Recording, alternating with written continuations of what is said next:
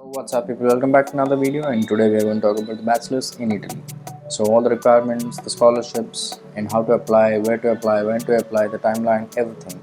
So yeah, I've been getting a lot of messages about bachelors, how to apply for it, what are the courses and what are the requirements, and also about the Universitaly's website. They were saying University website is not working, and I can just see it's working pretty good for me, but I don't know, maybe the server is down or something.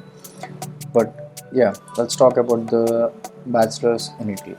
So this video is going to be all the parts that we are requiring for the bachelors. So we'll talk about the eligibility, types of master's courses, the languages, required exams, timeline of when to apply, where to apply, and how to apply, and also the scholarships and stuff. So watch till the end so that you can get everything about it. So the first one will be the eligibility. So who can apply basically for bachelors? Just like in India, we apply after the into +1 +2 or the intermediate we say. So after this +2, you can apply for the bachelors in India, also in Italy. It's the same way. So you just have to complete your 12 years of education, schooling in the high school. So when you complete this, you are eligible for the bachelors in Italy. So basically, what are the requirements for engineering? Engineering requires mathematics and physics and chemistry. These are the subjects that you have to study and show them that you have studied these subjects in English if you want to study an English course. And we'll talk about the language, but still. So you have to complete your 12 years of study in India, and then you can apply for the bachelors in Italy. And the score should be at least 65%. So minimum of 65% can get up to a good university. But if you want to be in the best university like the Politecnico di Milano or the Torino or in Sapienza, so these are the universities which are very highly ranked in the world. So these are the universities that if you are aiming for, you should have better scores. So this is the eligibility that you must have. So next comes the types of bachelor's programs. So the first one is the language of Italian. So you can study in Italian or in English. So if you want to study in Italian, you should show the B2 level of language certificate.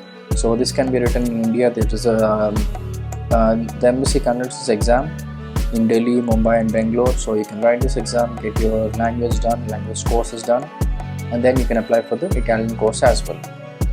Or if you don't know Italian, so you can apply for the English courses.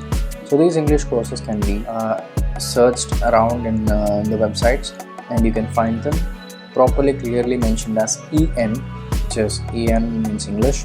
So they clearly mention that EN is English, so you're going to study in English. So that's the main reason. And these are the two types of courses that are available in Italy. Also you can study in other languages as well, but these are the two things that we are focusing on.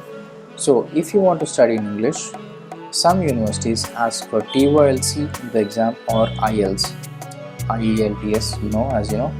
So these are the exams that you have to prepare for and get at least 6.5. 6 to 6.5 is the minimum. Higher the score, it's much better.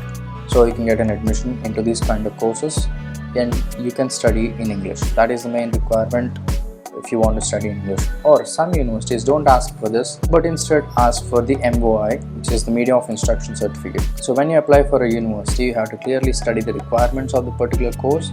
So if they ask for an IELTS, you should have IELTS. And if they don't want IELTS, they'll ask for a Medium of Instruction, because they need the requirement that you have studied and you know English, so that they could teach someone who knows English. That is the main concept of this exams. So that's the point. So if you are preparing for the English courses, or if you want to study in English in Italy, you need to write IELTS or TOLC exam. So it also depends. For example, a university might not accept IELTS, but they accept TOLC. So first thing is to prioritize your courses. Okay, you have to first prioritize like what you want to study and where you want to study. So then what do you want to study? Specify the university, and when you go to the university website, there you can see what are the requirements, like what is IELTS, do they require IELTS or TOLC or whatever. So based on the requirement, you have to prepare yourself. If they ask for IELTS, you have to write IELTS. If they ask for TOLC, you have to prepare for TOLC, and then you go for it. So these are the types of courses and types of bachelor programs and requirements. So the next one is application platform. So how can we apply for these courses? So once you research for the courses in the Universitaly website, which I've already mentioned in this description. So please have a look at it. And then when you decide a course, then you're going to check the university, and once you check the university, you have to apply in two ways. The first one is if they have a university portal. For example, Polytechnic Torino has their own website where you can apply for the courses on their own website. Unlike this, the University of Naples Federico II, they don't have a university website where you can apply for. So you have to mail the professors asking for an admission. So there are two different ways of applications. So you have to study the website of how to apply, where to apply, and when to apply, and whom to contact. So these are very important because these are not the traditional ways of applications that are going to be in India, like you have to submit a document or something. It's everything online. So some accept through the portals, and some you have to directly send the application via emails. So once they see your email, so if your profile is well fit, they would send a mail that okay, we need something, or if they don't, or they're gonna provide you a pre-acceptance letter. So once they provide the pre-acceptance letter, you're gonna apply for a visa. So apart from visa, we'll be talking about later. You also have to do the same process after you apply for the university through the portal, or send an email. Once they provide you an acceptance letter, you have to use this acceptance letter in the Universitaly portal. There are two types of Universitaly websites. One just open for everyone, but there is one more thing called portal. So where you have to go inside the university portal. So there you have to log into the portal, and then you upload your documents, and then they are going to provide the pre-enrollment letter. So once you get the pre-enrollment letter, then you're going to have to go to the visa office, VFS office, and then you're going to submit the documents. So this is the procedure of how to apply, and where to apply, and what to apply. So if you still have any doubts, just comment down or send a message. I'll be happy to help. So the most important thing, what are the documents required? Of course, the 10th and 12th document, which is your certificates, which has to be attested by the central government. So this attestation takes a lot of time, so please be prepared with this if you want to apply on your own, or go with the consultants or ask for them to do this. And of course a passport, and the entrance exam, the TOLC, TOEFL, or the IELTS. So these are very important, so prepare for these exams very well, because these exams are not easy. If you don't have prior practice, getting 6 or 6.5 is also very hard. So please take care when you apply for these exams, and because these are not cheap. Just one exam costs you around 15,000, so it's not cheap. So please prepare well. And the statement of purpose. Statement of purpose is a document that you write, so explaining the purpose of why you want to pursue this. So it should be like clearly mentioning why do you want to study this. It's just for fun, or why do you want to pursue this, whatever your future plans, everything. It should be having everything. And then the DOV. The DOV comes later, which is the Declaration of Value, because the DOV is a document which is recognized by the universities of Italy, because the Indian degrees that we have, they are not recognized in Italy. So we convert the documents that we got in India, which could be the 10th class certificate, or the intermediate, or the bachelor's.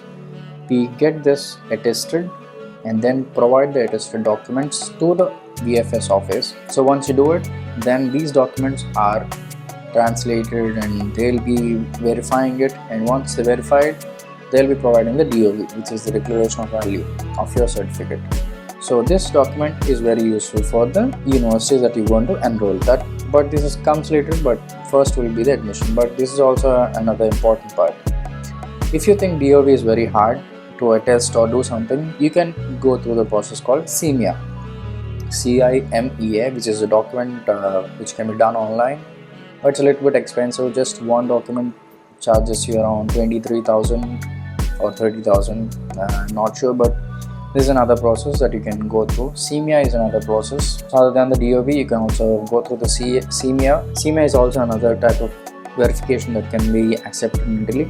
So you can also submit your CIMEA, and then you'll be fine. And yeah, these are the documents required. And what is the exact timeline that you have to follow? Since now, by the video this is going to be released, would be December, you should start applying or prioritizing the universities by now, and you should do this till the end of Jan. and from February 2026 or 2027, whenever you watch this video, you should be started applying for the courses or register or apply for it, send emails, prepare your statement of purpose, everything. You should be prepared, and you should start applying from Jan till April. So let's say you are lucky enough and then you got an admission, and then you'll be following from April, May, June. So till then you'll be preparing your funds and for your visa and stuff. And then in July you can apply for your visa slot. You can search for a visa slot, and then you can apply for a visa, and if you are lucky enough you'll be getting a visa, and then you'll be into the Italy if you get a visa. So this is the timeline that you have to follow, and in September and October the classes will be starting. So it takes almost a year to go through all the procedure. So please be careful and start your application from Jan or Feb. Just check the websites. Everything is clearly written,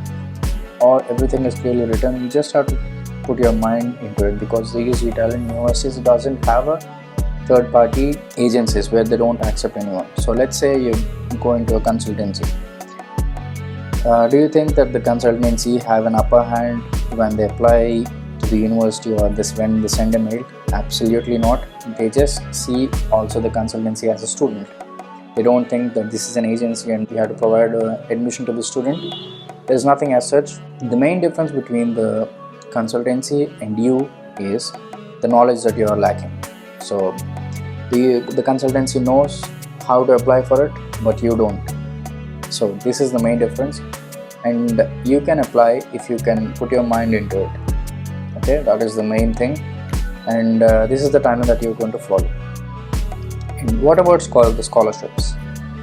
There are scholarships for everyone, for bachelors or the masters and stuff. Since it's the bachelor student, I'm just telling you. So there is a scholarship called DSU, and also the regional based scholarship. So if you are not that rich, you can provide the documents, and then you can get the scholarship from the Italian government, saying that you are poor enough and you can get the scholarship. So this scholarship can be utilized, and how much, and this basis on each and every year. So they are going to change each and every year how much and how and when, and the criteria, everything changes every 1 or 2 years, but mostly it is based on the credit system. So if you clear the exams, you'll be getting a scholarship. So that is the main thing that you have to focus on. So if you want to get the scholarship, you have to clear the exams. That is the main thing that you are going to follow. So let's say you come here, and the final thing is the visa and post-study work. So let's say you applied for it, got your admission, you got your visa, you start your course, you're done with the graduation, you're graduated, and then now you have a bachelor's degree from Italy. So what do you do next? There are two different paths. One could be the master's, or the other one is to find a job. So if you're trying to find a job, the main thing is to learn language, because these European countries, when you try to apply for a job, they are looking for someone who can speak Italian. So meanwhile, when you study, I urge all the students who come to Italy to study and learn Italian if you want to work in Italy, because the language is very, very important, which I didn't know before, but still you can get a job if you learn Italian. That is the most important thing that you need to know. So yeah, you can find a job in Italy if you learn the language. So this is the post-study situation after you complete your bachelor's in Italy. So yeah, these are the important points that you have to focus on when you apply for it, when you want to study in Italy for bachelor's, and prepare the documents as such. And yeah, that's pretty much, I guess. So these are the important things. So I'll put everything that I mentioned earlier in the description. So please have a look and follow all my socials if you want. Yeah, thank you for watching, and ciao, peace, and Jai Hind.